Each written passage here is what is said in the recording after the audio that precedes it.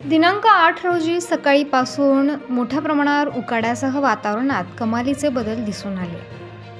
कळवण तालुक्यातील मोहबारी, कनाशी, वरखेडा, दळवट, वरखेडा अशा पश्चिम पट्ट्यातील भागात सुमारे 4-5 वाजेच्या सुमारास मेघगर्जनेसह विजांच्या कडकडाटासह अवकाळीचा जोरदार फटका बसलाय। यामध्ये बळीराजाची मात्र मोठी धावपळ झाली। शेतकऱ्यांनी शेतीमध्ये कांदा पीक मोठ्या प्रमाणावर काढलेले आहे।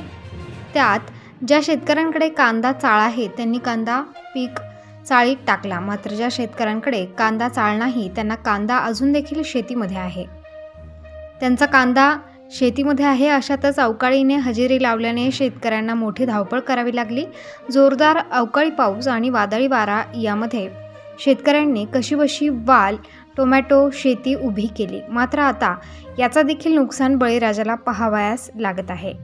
यामध्ये शेती पिकासाठी लागणारे खत, खाद्य यांच्या किमती गगनाला भिडल्या असून शेतीमधील पीक वाचवण्यासाठी बळीराजासमोर मोठे आव्हान उभे राहिले असून अशा वातावरणाने बळीराजा चिंतातूर झाला आहे।